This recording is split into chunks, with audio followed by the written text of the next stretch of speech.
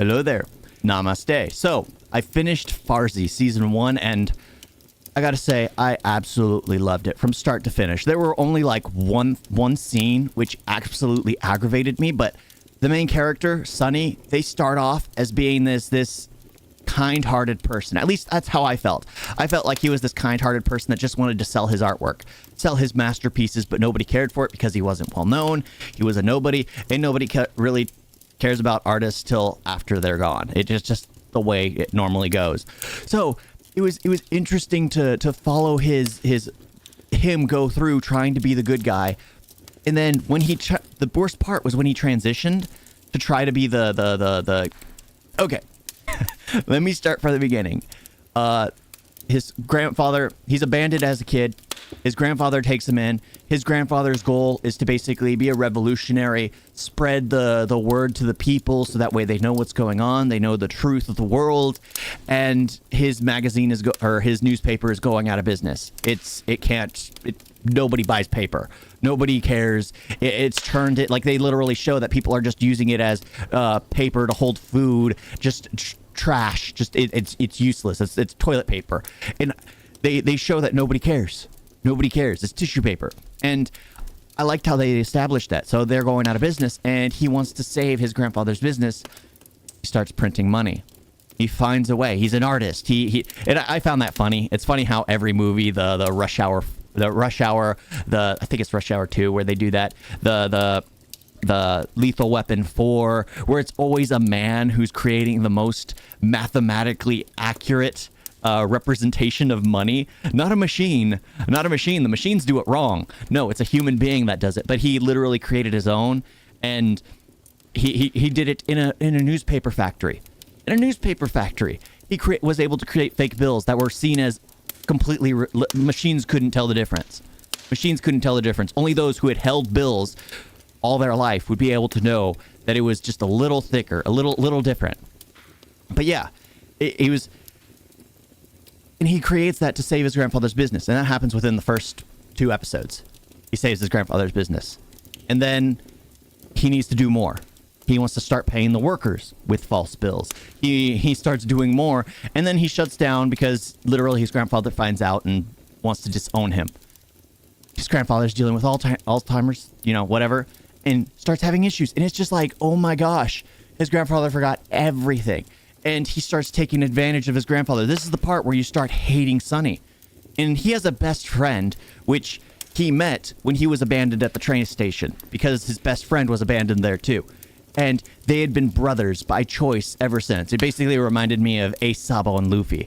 And I enjoyed it. I liked it. And here, Sonny always took the main point. He was the leader of that gang, him and his friend. He would always say something and his friend would do it. And his friend started feeling uncomfortable because they roped in like a friend of their grandfather's, or it's their grandfather because he basically raised them both. But he's just like, he started giving them words of advice. He helped them out to save the business, but after that, he realized that the greed once become needs at a certain point in time. There are a bunch of little Google catchphrases that just seemed absolutely perfect, and it was just like, yes, listen to him. He's giving wide advice, and the Sonny kept getting angry because everyone's telling him he's done something bad, and he was just enjoying it. He was having fun. He liked what he was doing, and I enjoyed that. The character arcs were so well written. The Sonny, the fact that he started getting angry at everyone around him, the fact that he started when his grandfather found out, but his dementia or Alzheimer's kicked in, I felt disgusted because here he saw it as a blessing that his grandfather didn't find out. And it was just like, ugh, disgusting. Here was Sonny, who was this good guy, and immediately started turning into this monster. He almost knocked a woman out who I declared would be the love interest at the beginning. He almost knocked her out with a wrench because she was going to find out. And she happened to be a part of the money fraudulent task, the CC fart. Yeah, she would become a part of that. She was a part of that. And it was just insane. Absolutely insane. And then I started to like Sonny. Why? Because he started acknowledging who he is. He became the person he knew he was. He was never a good guy. Never a good guy. And he starts just leaning into it. He starts infiltrating the CC fart. He starts doing all this stuff, which the guy who basically blackmails him into working for him because he needed an artist because his fake bills stopped working. So he gets the artist, he gets Sonny to make him even better bills because the main villain, he was using a machine to print his bills, like a machine to design his bills. No, you need a human being. I found that so irritating. It's just like, it's cool, but still, it don't make sense. A machine would be very accurate. But no, a human being is more accurate than a machine, of course. And I also found it funny when they started printing off this very sophisticated machine. They had a worse job than when they printed in a newspaper factory. It was funny. They printed like 20, 30 different bills to find the good one. When on his second try of making a bill in the newspaper factory, it was perfect. The machine couldn't tell. But I guess that tends to happen. But I really did enjoy it. The character, the fact that Sonny becomes a boss, and near the end, you're just like totally accepting what he's doing. Totally okay with it. He totally leans into the villainy. He literally becomes the villain of the story. And I'm hoping for season 2, he is the villain. I hope he does take the throne. I was hoping he would literally take it from the guy who was in charge, the rascal gentleman. I was hoping he'd take it from him. And then there's the guy who's hunting him. There's he plays a villain and everything. But here, he was like a good guy, bad guy. I couldn't tell. And honestly, I don't think I want to know. I liked who he was. I liked the fact that he was both good and bad. He was using counterfeit bills to pay for things like taking his team out for drinks. It was disgusting. And this is the guy who has the government anti-fake bill task force. And he's using fake bills to pay for things. Oh, it's so messed up, but it's like, all right. I can't say enough because this show really did get me. It was slow, absolutely slow in the beginning, but the slow parts were the best parts. The parts that sped up for like, there was a shootout. I didn't care for it, but it did lead to good continuity later on when they came back to that character who was shot in the foot or shot in the leg because he was running and limping. I was like, perfect. He was running with a stilt. So I was okay with that. But it was the making of the bill the first episode. And then the second episode was trying to perfect it, trying to make sure how they get it right. I think that was the second episode. But yeah, each one, slowly but surely. It wasn't until he committed to what he was doing that it felt like it really sped up. The moment he started committing, he started realizing that this is what he wanted to do. As soon as he basically sold out saying, yeah, I'll be your artist, after he was basically kidnapped and threatened and agreed to it, he started going all into it because his grandfather got the surgery he wanted because the main bad guy rushed it for him and paid for it all. So he started doing everything to assist him. But you start seeing the main bad guy get unhinged because there's someone above him. Oh, I love the story. It's very intricate, very well thought out, and I'm basically butchering it here. Absolutely butchering it. But the characters is what you watch it for. The change of Sonny itself. Like his friend, his brother, starts going into drinking more. Why? Because he's uncomfortable with what Sonny's choosing. At least that's how I see it. I think he didn't want to do it. He felt more like he wanted to follow what Uncle had said. They do it in the beginning, they take care of what they needed to, and then they stop. That's all he wanted to do. But nope. Sonny kept wanting to keep going, and he always followed Sonny. Sonny was always the leader. So he started drinking, drowning his feelings in alcohol, because everything feels better when you're drunk. You don't have to deal with anything. You're drunk. So I really did enjoy that. It really did feel like, to me, that they were falling apart as best friends, as siblings.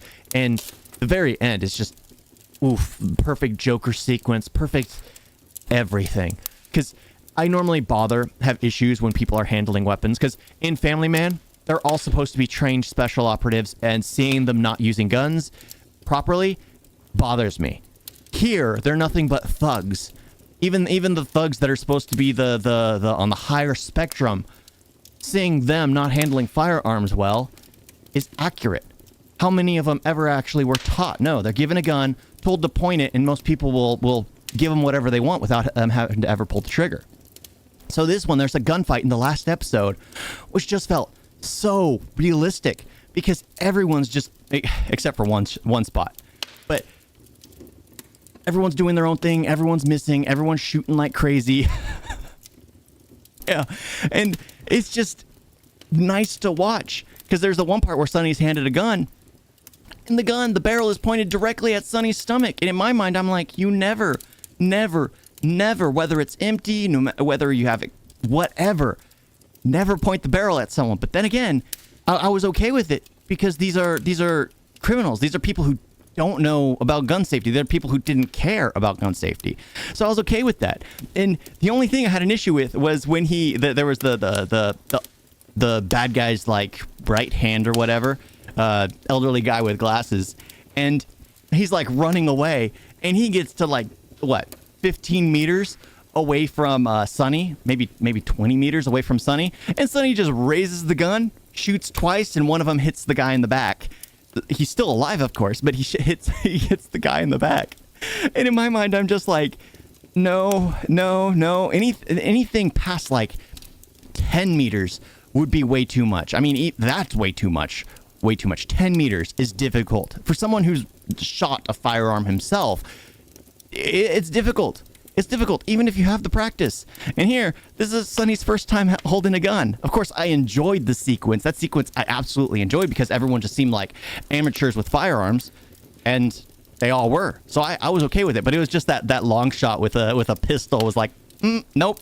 It would have made more sense if he run him down and hit him in the back of the head, or back of the to knock him over. Back in between the shoulder blades with the gun to knock him over, so that way he could do what he needed. He needed the passcode. He needed to get into the vault, and he shot him in the back. Oh, pretty good aim. But yeah, this series was absolutely enjoyable to watch. I didn't expect to enjoy it as much as I did. I didn't. I was like, okay, it's gonna be like those. It's gonna be like the Rush Hour. It's gonna be like the Lethal Weapon. It's gonna be like all of those, and it was to some extent. But it was the humanity of it. It was the human. It was Sonny basically changing who he was as a character, breaking down. There was a portion where he wanted to be good. He fell in love, wanted to be good, and then immediately you see it ripped. That choice ripped from him. And you see the moment it's ripped from him. And everything changes. Everything changes. And definitely enjoyed this series. The first season. Of course, I wish they showed more at the end. But honestly, it wasn't like Family Man Season 1. Family Man Season 1 is an aggravating cliffhanger. This one, you get enough answers. You get enough answers with a few questions sprinkled in. And it's perfect. It's perfect. Thank you all for watching. Definitely recommend this series. Doodles.